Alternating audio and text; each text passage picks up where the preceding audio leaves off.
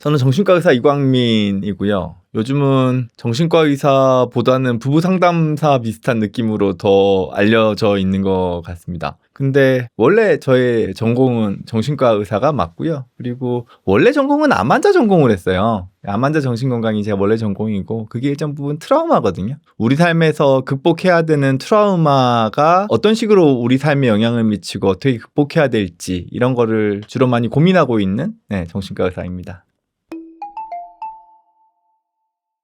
일단은 무기력이라 그러면 힘이 빠진 거죠. 힘이 빠진 거지만 많은 사람들이 혼용해서 사용하는 게 무기력과 번아웃이에요. 번아웃은 정서적 소진이라고도 번역을 하거든요. 그러면 이제 소진과 무기력의 차이, 이거가 관점일 텐데요. 그냥 제가 정의하는 기준은 번아웃은 진짜 그냥 다 타버린 거예요. 내가 가지고 있는 모든 에너지를 다 사용해버린 거죠. 이제 자동차에 비유하면 진짜 모든 자동차의 휘발유를 다 사용해가지고 엔진 멎은 거예요. 그게 번아웃이고요. 제가 생각하는 무기력은 에너지가 너무 많이 고갈된 거죠. 하지만 나만은 있어요. 자동차로 따지고 보면은 이제 휘발유 경고등 뜬 상태. 그러니까 빨리 휘발유를, 에너지를 다시금 채워달라라는 경고 신호가 무기력이라고 생각을 해요. 물론 무기력도 그렇고 번아웃도 그렇고 우리가 치열하게 살기 때문에 생기는 거겠죠. 하지만 번아웃 같은 경우에는 내가 나를 챙기지 못할 정도로 심각하게 망가져 있는 상황을 이야기한다면, 무기력은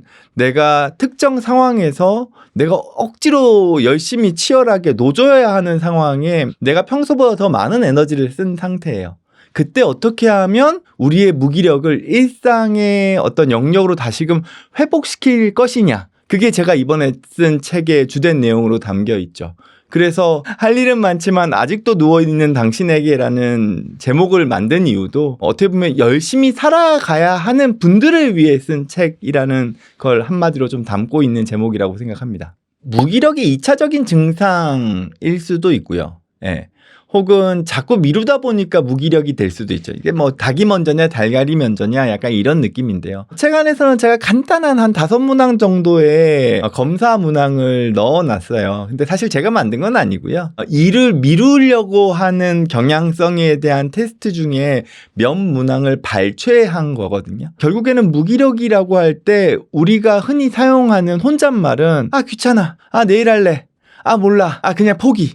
약간 이런 표현들이거든요. 결국에는 내가 지금 당면한 문제를 지금 씨름하면은 내가 내일 좀 더 편하고 성과도 훨씬 더 좋을 수 있는데 지금 하기에는 내가 에너지가 지금 떨어져 있고 그냥 나중에 하면은 어떻게 되지 않을까? 이것 때문에 계속 미루고 있는 그런 상황을 한마디로 무기력이라고 표현할 수도 있는 거죠. 제가 이 제목 앞에 할 일은 많지만이라고 넣었잖아요. 만약에 스스로가 나는 그냥 유유자적 그냥 흘러가는 대로 살래. 근데 나는 게을러. 근데 나는 그냥 누워만 있어 라고 한다 그러면 사실 제 책은 의미가 없어요. 본인 스스로가 만족하고 있는데 우리가 만족하고 있는 게으름, 만족하고 있는 무기력은 사실 뭐 본인 스스로의 삶에 있어서 불편감은 못 느끼니까 개선할 이유가 없어져 버리죠. 그러면 제 책은 의미가 없어요. 근데 앞에 전제가 붙는 거죠. 할 일은 많지만. 즉 나는 열심히 살고 싶지만 그리고 나의 삶의 목표치는 있지만 나는 여전히 좀 더 치열하게 살고 싶고 성취하고 싶고 인정받고 싶어 하는 그런 사람들을 위한 책이라고 볼 수 있고요. 근데 우리는 기본적으로 뭐가 있냐 하면 완벽주의가 무기력을 만들어요. 우리는 철인이 아니에요. 우리가 모든 걸 다 할 수는 없다고요. 많은 사람들이 왜 지금 현대사회가 이렇게 완벽주의에 찌들어 있을까를 고민해 보죠. 근데 그때 제일 큰 거는 비교예요. 그리고 SNS가 그걸 만들죠. 우리가 보는 유튜브든 SNS든 모든 사람들이 다 열심히 사는 것 같고 다 화려하게 사는 것 같고 다 무언가를 이루어 놓은 것 같고 그리고 본인의 인생에서의 목표치를 다 경험하고 있는 것 같아요. 하지만 그거는 어떻게 보면 좀 가상으로 포장되어 있고 또 과장된 측면이 없지 않아 있죠. 근데 우리가 자꾸 그런 거에 익숙해져 있다 보니까 나의 삶도 그래야 될 거라고 생각을 하는 거예요. 그래서 맨 처음에 열심히 노력을 하죠. 하지만 노력하지만 성취되는 결과물이 내가 생각하는 기대치보다는 떨어지는 거예요. 그럼 당연히 실망하죠.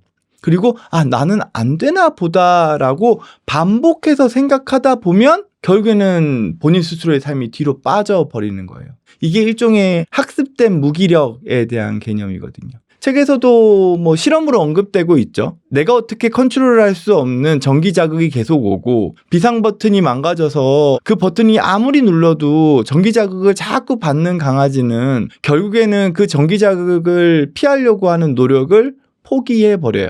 그러면은 이 강아지를 이제는 전기 자극을 벗어날 수 있는 요 조그만한 난간만 넘어가도 전기 자극이 없는 환경에 있는 상자로 옮겼을 때도 이 강아지가 움직이질 않아요. 그냥 포기해 버린 거예요. 나는 어떤 걸 해도 벗어날 수 없을 거라고 그냥 머리 안에 박혀 있는 거죠. 그게 학습된 무기력이에요.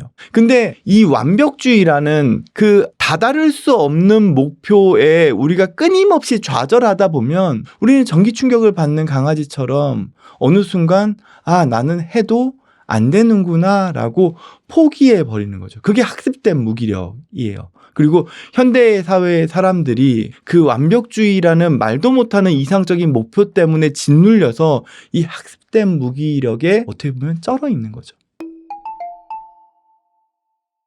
사실 이 책에서의 부제가 있어요. 이제 할 일은 많지만 아직도 누워있는 당신에게는 학습된 무기력에 대한 걸 설명한 거겠죠. 증상, 어떤 사람들에게 이 책이 필요하다라는 거를 적어놓은 제목이라면 부제는 해결책이에요. 이 책의 부제는 무기력의 패턴을 끊어줄 아주 작은 루틴이에요. 지금 무슨 얘기냐 하면 루틴은 무조건 하는 거예요. 루틴이라는 표현이 어디서 나오냐 하면은 운동선수들한테서 나오잖아요. 타석에 이렇게 들어서는 선수, 타자. 그 앞에서 발등을 치기도 하고 가르치기도 하고 뭐 나름대로의 자기 나름대로의 루틴이 있어요. 근데 그 루틴을 안 할 수가 없어요. 왜냐면은 그 루틴을 안 하면 왠지 성과가 안 나올 것 같거든요. 즉 루틴은 내가 하고 싶어서 하는 게 아니라 일단 무조건 하고 보는 거예요.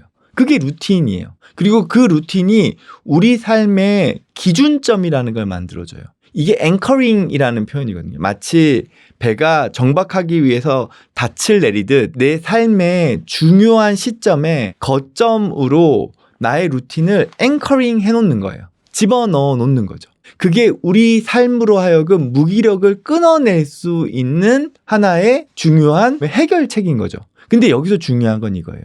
제가 아까 전에 부제를 얘기할 때 무기력의 패턴을 끊어줄 루틴의 힘이 아니거든요. 무기력의 패턴을 끊어줄 아주 작은 루틴의 힘이에요. 무슨 얘기냐 하면 루틴은 무조건 하는 거잖아요.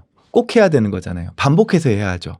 근데 그게 괴로우면 못해요. 당연히 못해요. 왜냐하면 귀찮거든요. 힘들거든요. 하면 할수록 우리 머리 안에 남아있는 기억은 괴롭다, 힘들다, 하기 싫다거든요. 그러면 당연히 못해요. 그래서 루틴은 아주 작은 거여야 해요. 지금 무슨 얘기냐? 쉽고 간단하고 내가 하더라도 크게 부담 없는 거. 그게 루틴이어야 한다는 거예요. 어찌됐건 나는 지금 무기력하잖아요. 할 일은 많아요. 근데 내 패턴이 일단 뒤로 빠지는 방향으로 갔어요.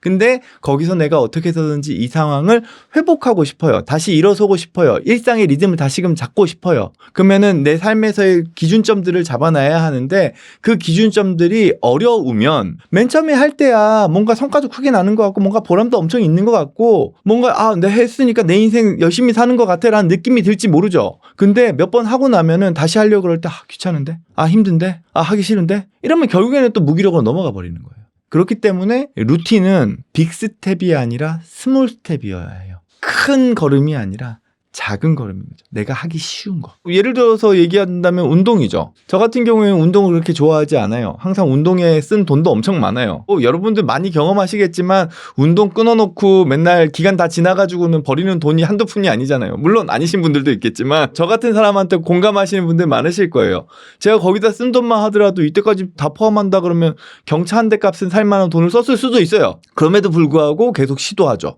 왜냐면 운동은 해야 될 것 같거든요. 근데 항상 끊어놓고 또 안 하죠. 근데 제가 이 루틴의 패턴을 알고 난 다음에 한 3년 전부터는 정말 꾸준하게 운동을 지금까지도 하고 있어요. 오늘도 했어요. 그 운동을 한 비결은 3가지가 있는데 하나는 시간을 고정적으로 빼놓는 거예요. 무조건 고정적으로 빼놔요. 근데 그게 부담스러우면 안 돼요. 여러 번이면 안 돼요. 그냥 일주일에 한 번. 저는 일주일에 한 번 운동하는 거를 무조건 빼놔요.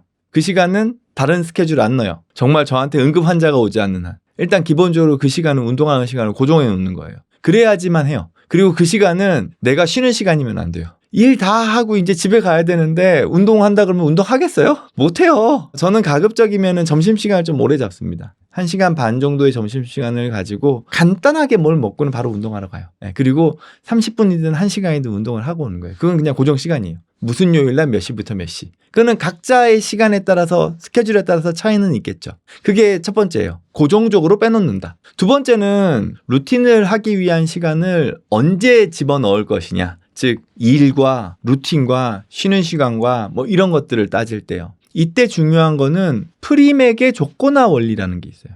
지금 무슨 얘기냐면 그냥 심플해요. 내가 하기 싫은 건 먼저 해야 돼요. 내가 하고 싶은 걸 뒤에 해야 돼요. 운동이라는 건 기본적으로 하고 싶은 사람들이 별로 없어요. 가끔 있긴 하지만 대부분은 힘들어요. 어찌됐건 힘든 거잖아요. 귀찮은 거고요.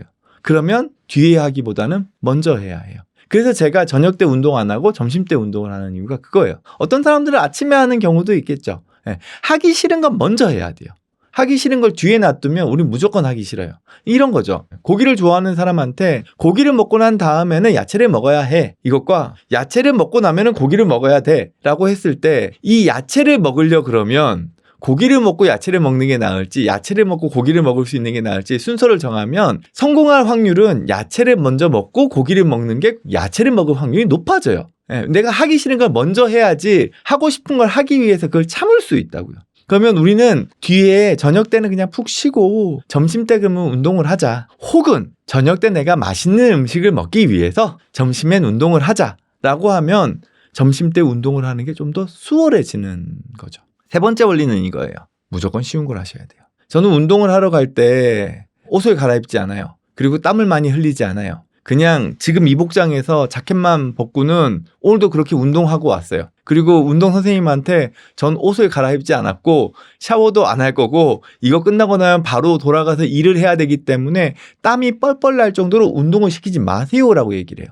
왜냐하면 옷 갈아입고 열심히 운동하고 또 샤워하고 이렇게 나오면 이 배가 배꼽보다 더 커지는 상황이 발생해요. 귀찮아요. 근데 우리가 운동을 할 때 여러분들이 운동을 하는 이유는 우리가 건강을 유지하기 위해서 하는 운동이잖아요. 내가 무슨 뭐 대회를 나가려고 운동을 하는 게 아니잖아요. 그러니까 맨 처음에는 저한테 운동을 가르쳐 주시는 선생님도 뭐 회원님 이렇게 운동하시면 이건 운동의 효과가 없어요 라고 하는데 제가 지금 3년째 똑같이 운동하고 있거든요. 그러니까 이제는 저의 그 코치님도 이렇게 꾸준하게 하시니까 그래도 몸이 꽤 좋아지시네요. 이렇게라도 운동을 하시는 게 건강해지는 비결인 것 같습니다 라고 저의 의견에 동의를 해주세요. 왜냐하면 우리가 운동을 하는 이유는 건강을 위해서고 건강을 위해서 운동을 할 때 제일 중요한 건 한 번 빡세게 운동하는 게 아니라 꾸준하게 계속 운동할 수 있는 거예요. 그렇다 그러면 운동의 강도를 낮춰야 한다는 거죠.